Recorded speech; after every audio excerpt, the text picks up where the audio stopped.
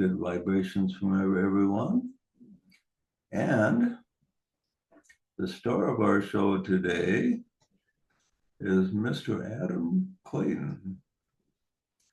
He is going to, he did a bunch of research in finding passages in the Bailey books that indicate teachings about the molecule, and I give him the assignment to go over a couple of things he might have found that he found interesting. So we'll turn it over to him. Thank you, JJ. So it's been interesting reading DK's works the last several years. There's a lot that I found in Rays and Initiations, Externalization. Those two probably contain the most about the molecule, at least that I've come across so far. But Cosmic Fire has some, Esoteric Psychology, and I'm sure others.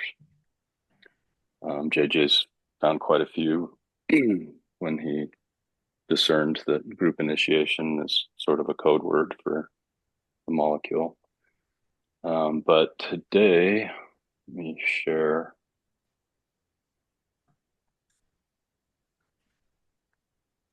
And I'll let everybody kind of follow along. I've got an audio to kind of quote these, and we'll take it. This is kind of a lengthy quote because I wanted to give context to the main quote, so bear with me.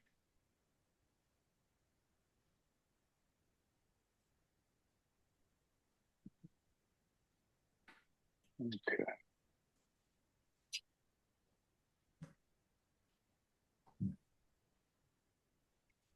All right, this is from Rays and Initiations, page 255. And you can follow along here. Everybody can see this, right? Yeah. Hopefully. Mm-hmm. Oh, let's see. I've got to share sound.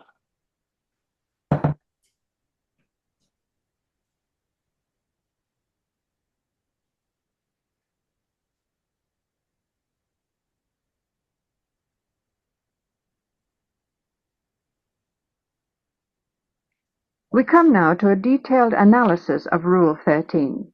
In the foregoing pages, I gave you certain broad principles and outlined a new aspect of the work which I had undertaken to do for humanity under instruction from the hierarchy.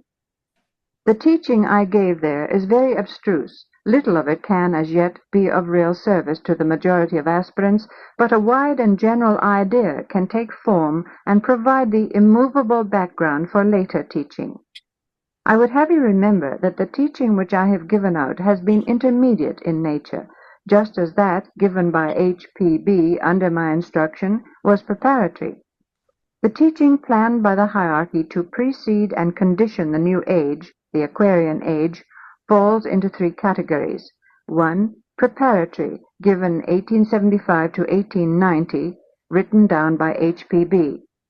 2. Intermediate, given 1919 to 1949, written down by A.A.B. 3. Revelatory, emerging after 1975, to be given on a worldwide scale via the radio. In the next century and early in the century, an initiate will appear and will carry on this teaching. It will be under the same impression, for my task is not yet completed, and this series of bridging treatises between the material knowledge of man and the science of the initiates has still another phase to run.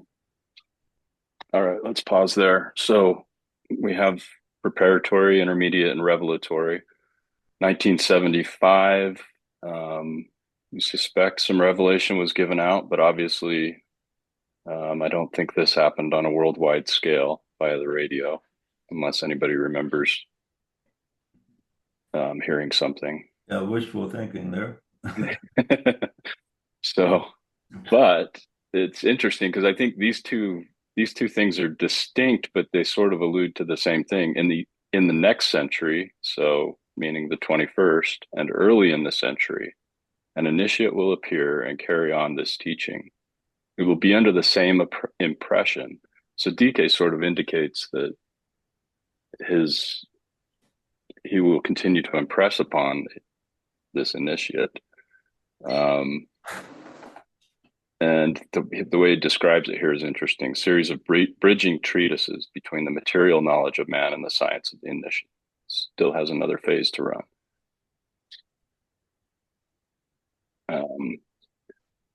So we missed an opportunity here, but if we're connecting DK's writings to the molecule, and the molecular relationship was received about when 1978. Yeah, around 1978, so that's pretty close to the 75. Yeah. I guess you were just supposed to jump on the radio and start teaching.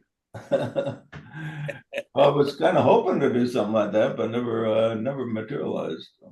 Yeah. But you did gain an audience in the early aughts, the end of the century into the early 2000s, right? The internet allowed for some of that to carry forward. So some work has been done. Anyway, we'll continue on with this quote. The remainder of this century, as I told you elsewhere in Destiny of the Nations, page 106, must be dedicated to rebuilding the shrine of man's living, to reconstructing the form of humanity's life, to reconstituting the new civilization upon the foundations of the old, and to the reorganizing of the structures of world thought, world politics, plus the redistribution of the world's resources in conformity to divine purpose. Then and only then will it be possible to carry the revelation further. It is with the above indicated sequence in mind that I come to the analysis of the sentences in Rule 13, beginning with the first. 1. Let the group get ready to reveal the hidden mystery. The readiness here referred to has nothing to do with personal preparedness or with the group unity which I have so often emphasized. It does not refer to individual purity or consecration, or to mental development, or to group relationships, as they work out in harmony and understanding. I am considering something far different to all these factors, which are regarded as automatic and necessarily present. I refer to that which is the result of all of them, just as they in their turn are the result of soul contact. I refer to effects wrought out in the group, owing to the present and factual nature of the monadic control which is taking place increasingly. Okay, let's stop there and skip ahead a bit.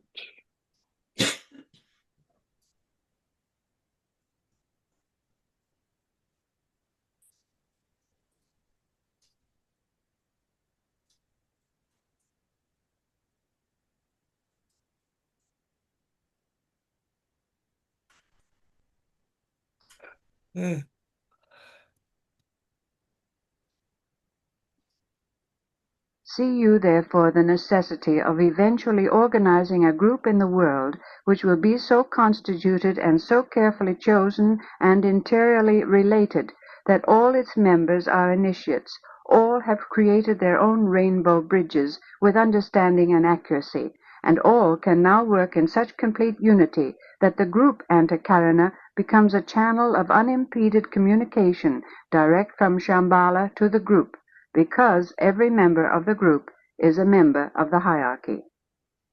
In this manner, the three planetary centers arrive at the needed relationship, and another great triangle reaches true functioning activity.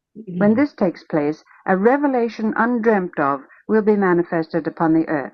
A new divine quality of which no knowledge at present exists will make its presence felt, and the work of the Buddha and of the Christ, and the work of the coming Avatar will be superseded by one for whom both Shambhala and the hierarchy have unitedly waited, and of whom the doctrine of the Messiah and the doctrine of avatars have been and are today only the dim, distant symbols. They preserve this concept of the great revelation in the consciousness of men in the expectancy which the hierarchy evidences, and through the preparatory work now being undertaken at Shambhala. All right. Does that sound like a molecule potentially right there? It sounds like he knew exactly what the molecule was about, but didn't want to reveal it, wanted to leave it to this initiate to reveal it in its glory. in fullness. Well said. Not Yeah, that they didn't know it, they just didn't want to reveal it at that time. Yeah, and he even says that he doesn't have words to express all that which will be revealed, and the energies. Yeah. And I mean, it's interesting that the link will not just be with the hierarchy, but with Shambhala itself. Shambhala through the hierarchy to the new groups that will be established that will link heaven and earth. Yeah, Yeah, in fact, he says that the hierarchy will be bypassed, that these groups will go directly to Shambhala. That's eventually, yeah.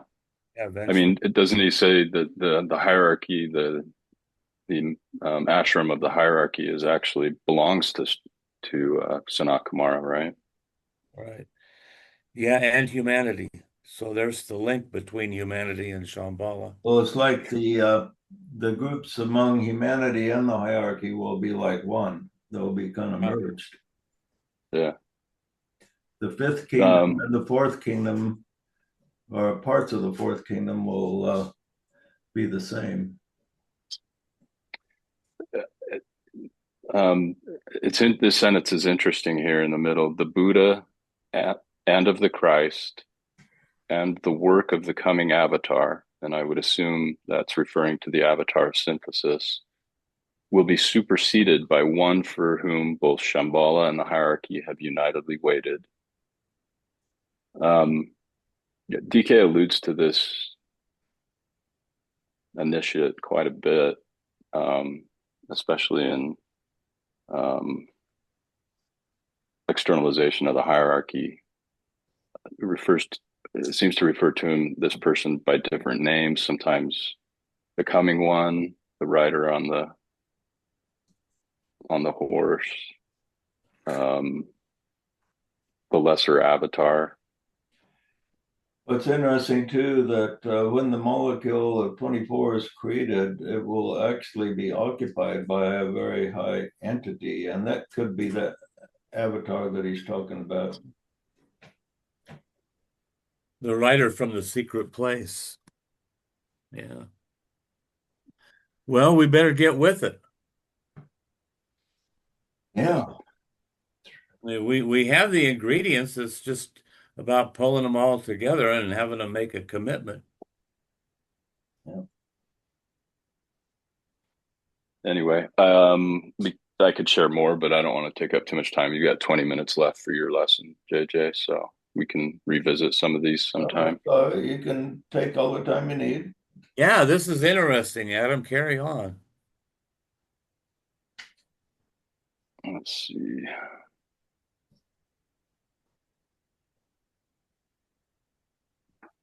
The group, therefore, to whom I address this instruction is not the group or groups who will first receive these papers. The instruction is intended for a group which will come later and which will prepare the way, and of which some of the more advanced aspirants can form part if they walk humbly with their God. This, my brother, is one of the most advanced injunctions in any of the world's scriptures, and is found in the Bible. It has no reference to humility as usually interpreted and understood. It signifies the ability to view all life with a sense of divine proportion, and from the angle of spiritual mathematics, and, paradoxical as this may sound, with no sense of dualism. The usual meaning is not correct. It involves acceptance and comprehension of purpose, and this in such a manner that the consecrated personality, under control of the monad, via the antakarana, and in cooperation with the one known God, walks the ways of earth as a channel for the three divine qualities, love, will, and intelligence, but also as a channel for that which these three qualities will enable him later to sense, know, and reveal. Okay. So DK's writing this in what, 1940 something or 1950? Yeah, around probably about 48, I would assume, something like Yeah, that. it's his last book. So 48. The group, therefore, to whom I address this instruction is not the group or groups who will first receive these papers, meaning those who received them mid-century, last century. Instruction is intended for a group which will come later. So we look forward to that group doing their thing. And so the aspirants can form a part of if they walk humbly with their God. This comes from Micah, Micah 6, chapter 6, verse 8. It says, he hath showed thee, O man, what is good, and what doth the Lord require of thee, but to do justly, and to love mercy, and to walk humbly with thy God. But DK says it has nothing to do with humility as we think of it, which I think is interesting. And it's one of the most advanced injunctions in any of the world scripture, has no reference to humility. As we understand it, signifies the ability to view all life with a sense of divine proportion and from the angle of spiritual mathematics. That sounds like a molecular concept.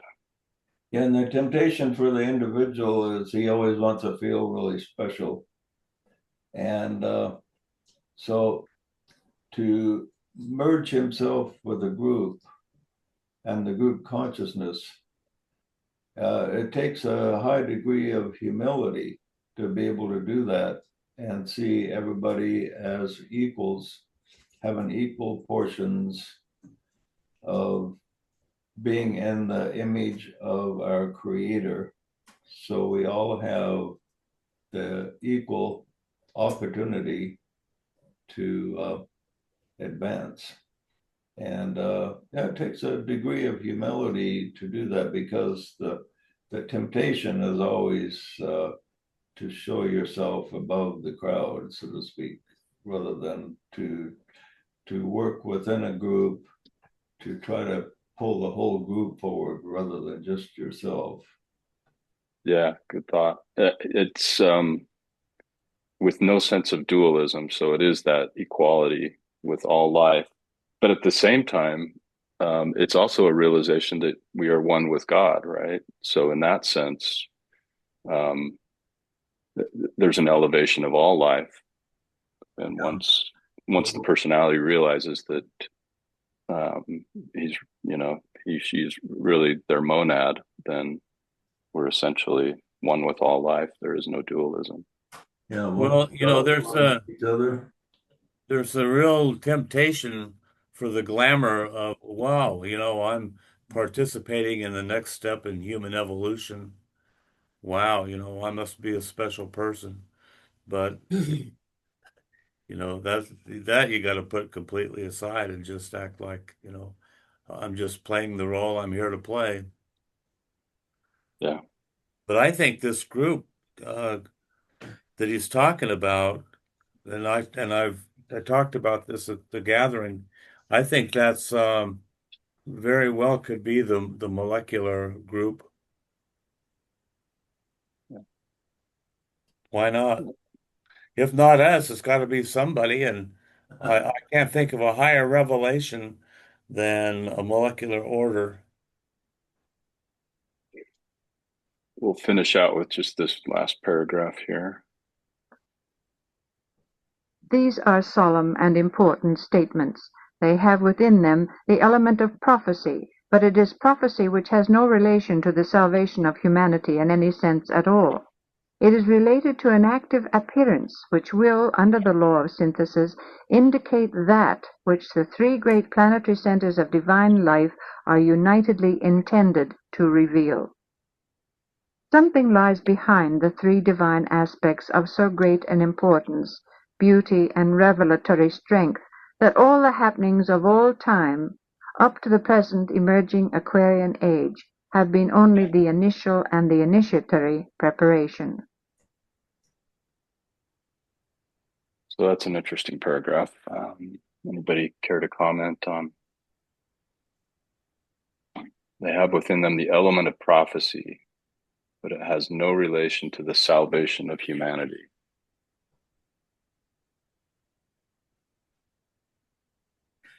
Yet in another place, he talks about this group initiation will rejuvenate humanity and regenerated. I think, no, yeah, regenerated, it said, which would be interesting. So,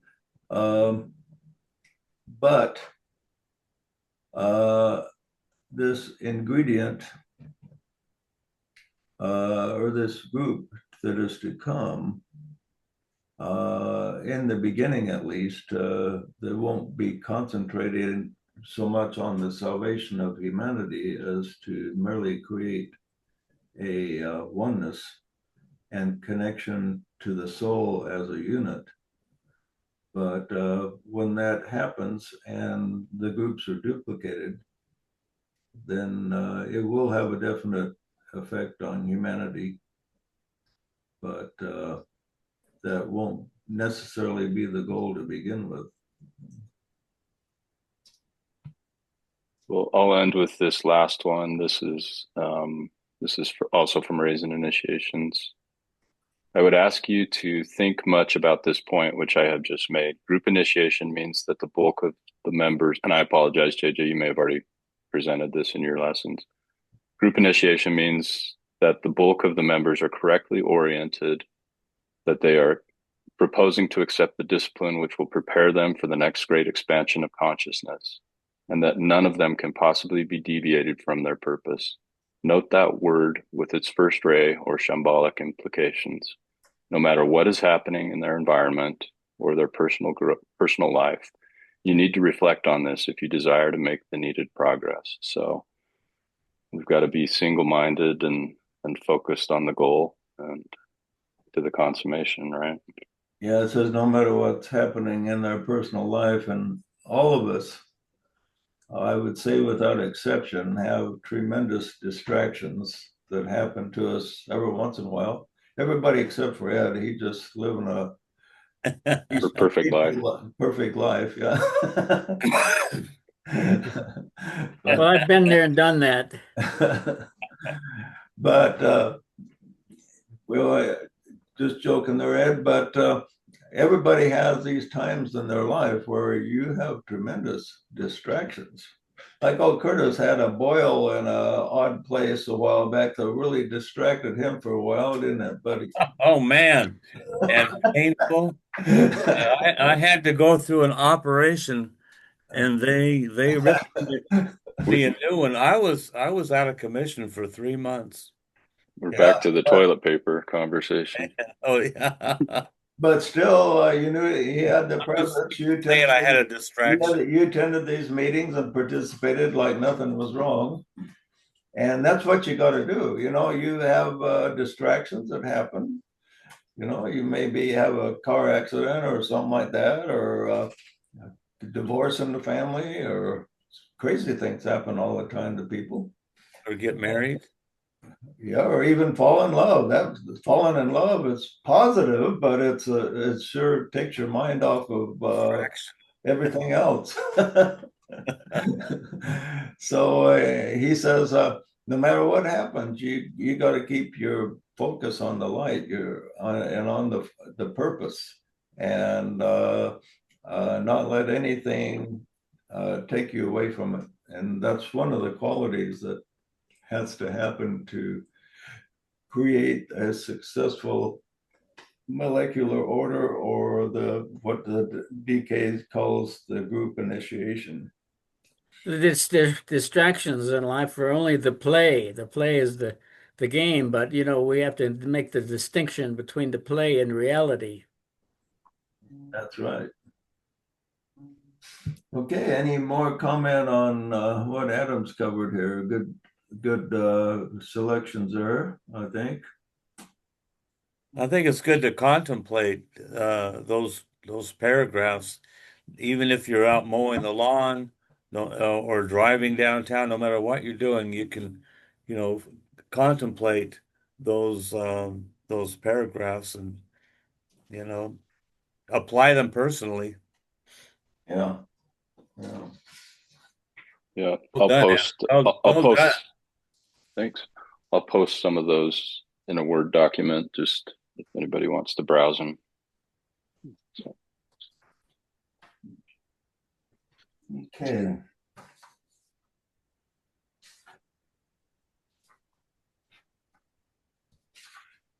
Find my notes here.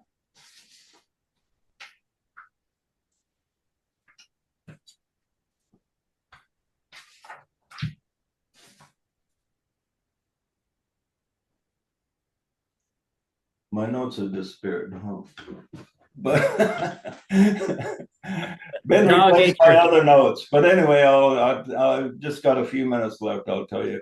your dog ate your homework. And an insight that I had was that Jesus said that greater works than I have done shall you do. He promised to the disciples. And that's an amazing promise.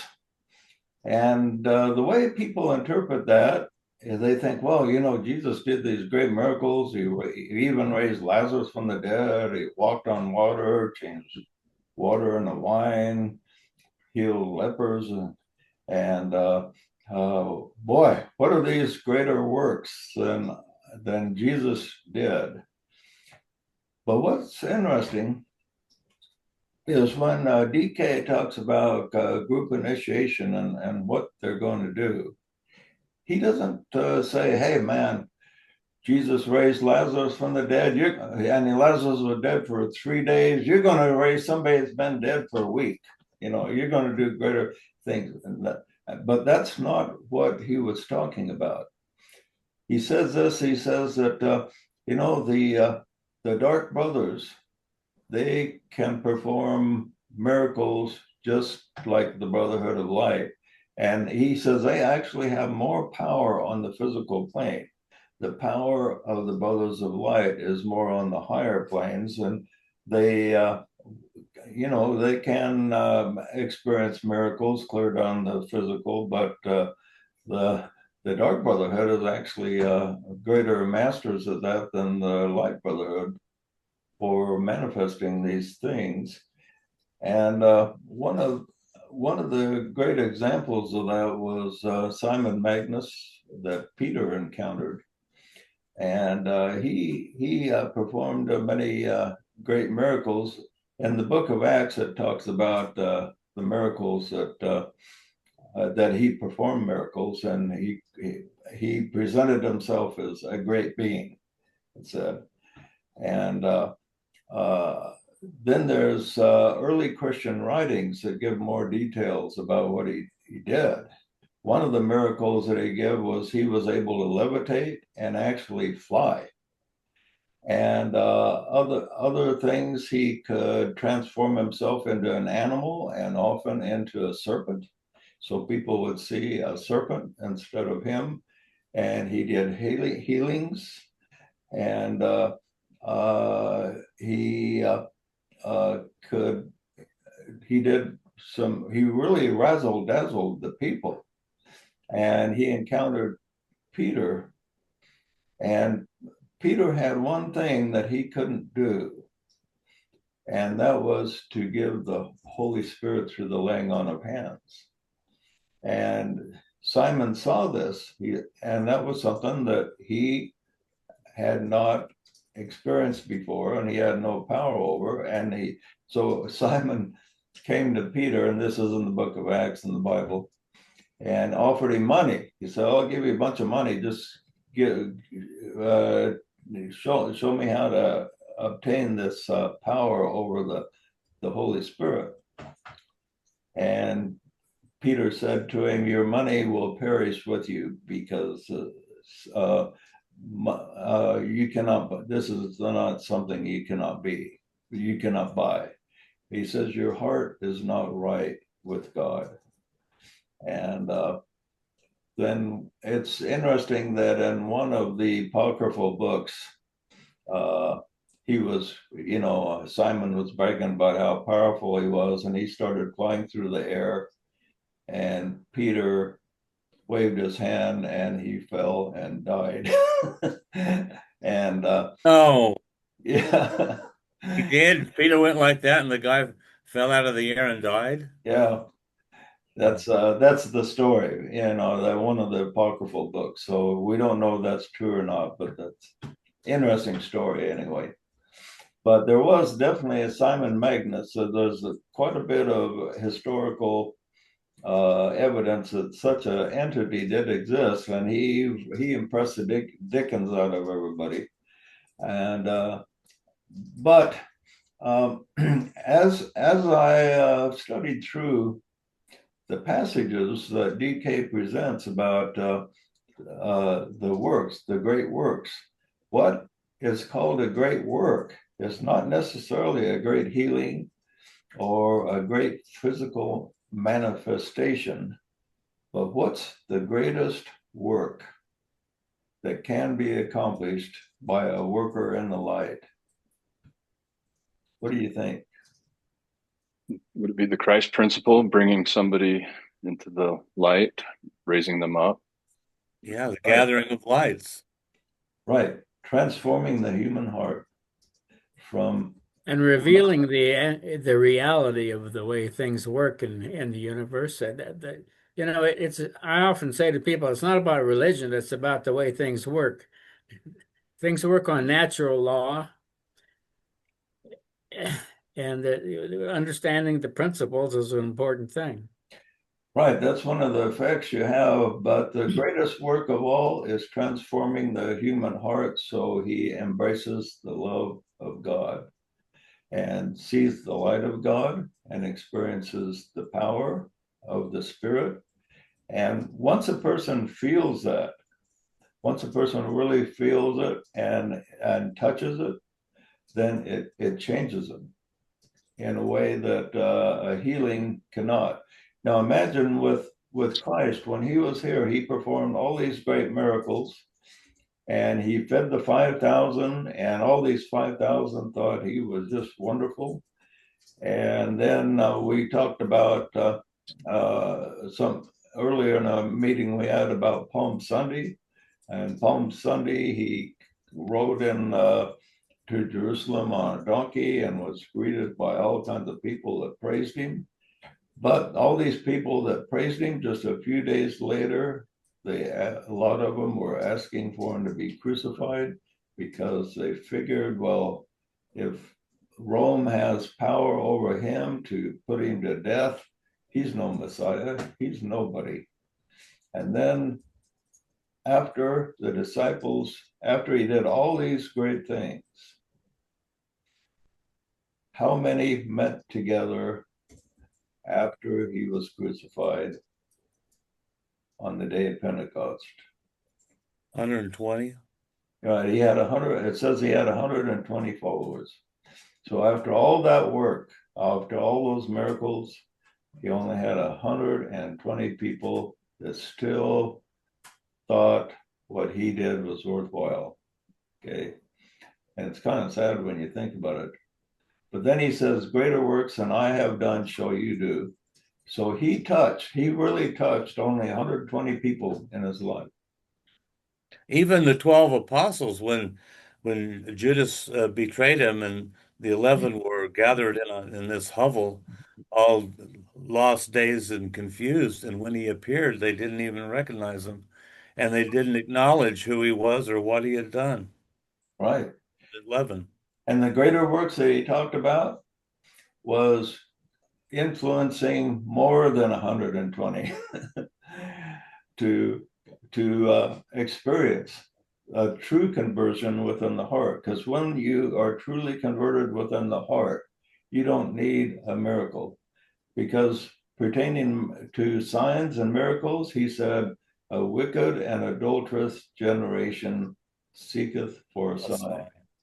So if you need a sign to be converted to something, it means you're a part of what he called the wicked generation. The people that are upright in heart, what they will desire more than anything else is that spiritual witness that changes the human heart to embrace the love of God. And that's the real great work. That's the greatest work that anyone can accomplish, is to bring the love and the power and the light of heaven to our brothers and sisters upon the earth. And that's what occurred to me when I was meditating on this, about what the true greater works will be. Not that you're going to do greater miracles, but outward miracles, but you're going to do greater inward miracles. The inward miracle is the greatest of all. Okay, any comment before we sign off on that subject here? Well, that's the work. That's the actual work, is bringing people together and having them touched by the Spirit. Yeah, yeah. And yeah, once a person is touched by it, it will change him forever. And in a way that an outward miracle can't. I mean, how many people saw Jesus actually raise Lazarus from the dead that did anything about it? But then when you receive a message from him that causes your heart to burn, then that affects you more than even seeing a tremendous miracle of some kind. Because seeing a visual miracle will not create the inward change. But miracles, it says, will follow those that do believe. So you will have miracles of all kinds eventually, but the first miracle that has to occur is the change in the human heart. Okay, my friends, on that thought, keep that thought in your mind until we meet again. In the meantime, have a good week. As next week, Easter? Yep. You guys want to meet on Easter or delay it? No, Or what? no, Do we have something planned there? yeah. She has something planned. So we'll either miss next week or schedule something else in between. We'll let you know for sure, but we'll definitely meet in 2 weeks. It is a full moon on, well, I think Wednesday. It is The- full moon on Wednesday or Thursday, because that's when we celebrate Passover The spring this week. festival. Yeah, maybe we ought to. Do you remember what time of day it is, Adam?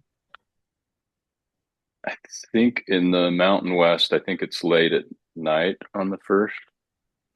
Okay, we'll check it out and maybe do something on the full moon here on Wednesday and substitute for a meeting next week. That might be a good idea. Okay. In the meantime, my friends, may the Spirit be with you. Amen. Thank you. Thank you.